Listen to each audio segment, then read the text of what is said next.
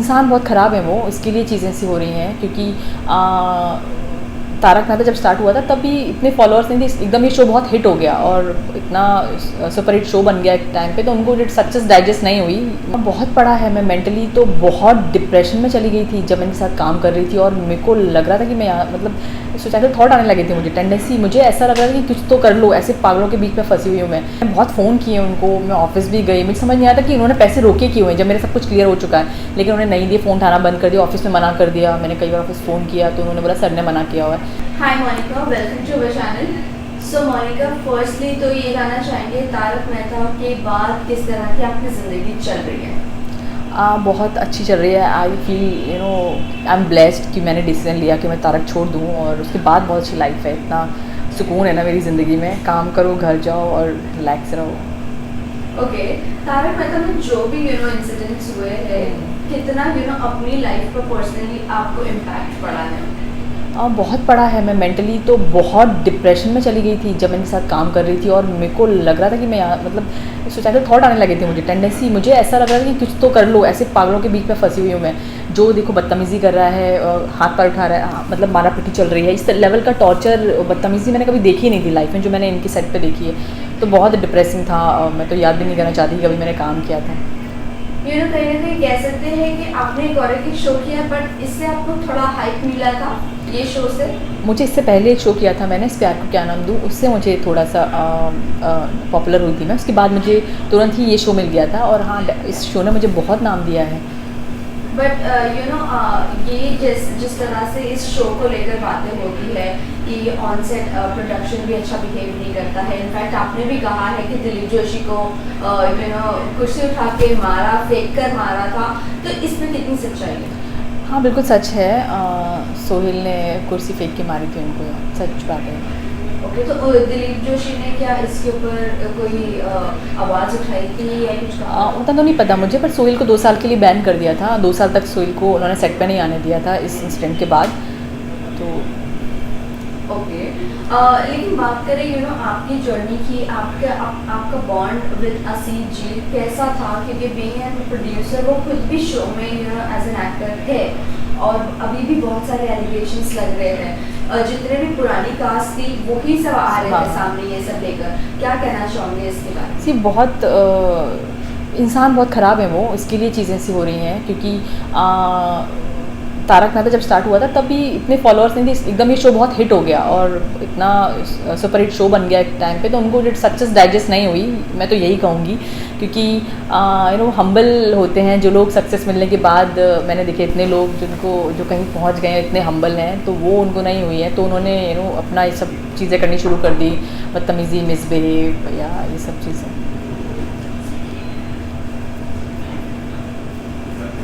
Okay, सो इसके अलावा ये जानना चाहिए, आपने कुछ इंटरव्यूज में कहा है आपके पैसे उन्होंने रोक दिए थे, आपके पैसे भी नहीं दिए हैं, तो इसके बारे में जानना चाहेंगे आपको पर्सनली कितनी दिक्कत हुई थी ये इस चीज़ को लेकर? दिक्कत हुई थी, मेरा 3-4 मंथ्स का के ड्यूज़ थे उनके पास में, जो उन्होंने नहीं दिए मुझे, 1-2 साल तक के लिए रोक के रखे उन्होंने, जिसमें मैंने बहुत फ़ोन किए उनको, मैं ऑफिस भी गई, मुझे समझ नहीं आता कि उन्होंने पैसे रोके क्यों हैं जब मेरे सब कुछ क्लियर हो चुका है, लेकिन उन्होंने नहीं दिए, फ़ोन उठाना बंद कर दिया, ऑफिस में मना कर दिया, मैंने कई बार ऑफिस फ़ोन किया तो उन्होंने बोला सर ने मना किया हुआ है, तो वो बहुत ज़्यादा हो गया था, फिर मैंने सिंटा में जाने का डिसाइड किया, तो वो ऐसा ही करते हैं।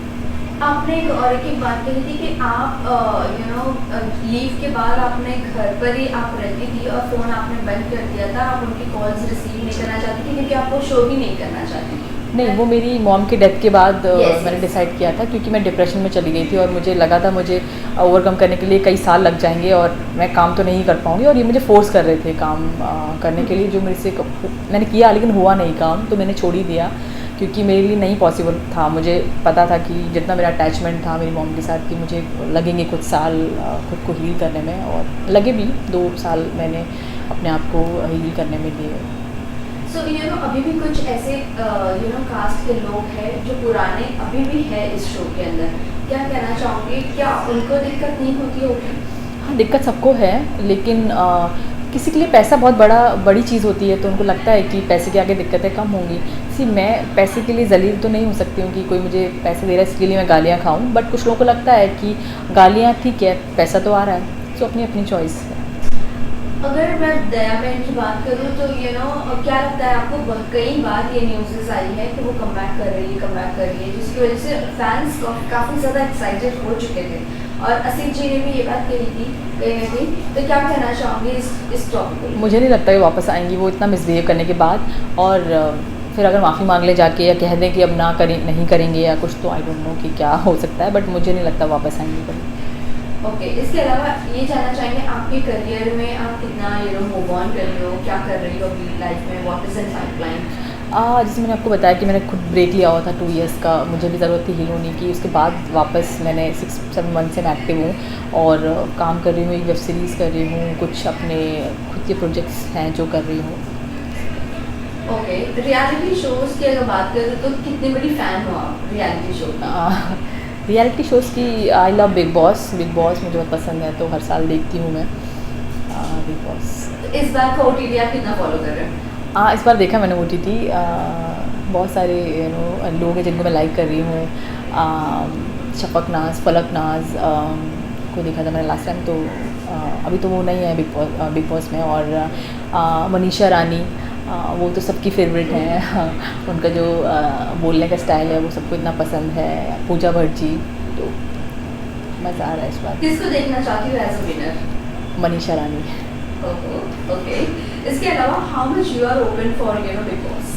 आई नो, मुझे लगता है कि वर्क इज़ वर्क, तो आई लव माई वर्क। तो मुझे लगता है अगर बिग बॉस मैं करती हूँ तो एज अ वर्क मैं उसको लूँगी कि हाँ मुझे काम में हूँ या काम कर रही हूँ।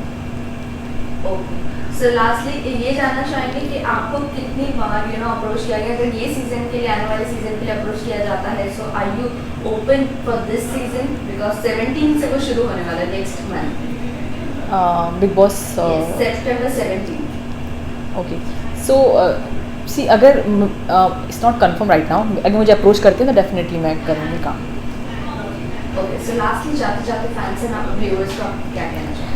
व्यूज़ को मैं यही कहूँगी कि तारक मेहता में लोगों ने मुझे इतना प्यार दिया इस बाबरी कैरेक्टर को, तो आगे भी मैं जो भी कैरेक्टर करूँ उसको भी आप इतना ही प्यार दीजिए। Thank you.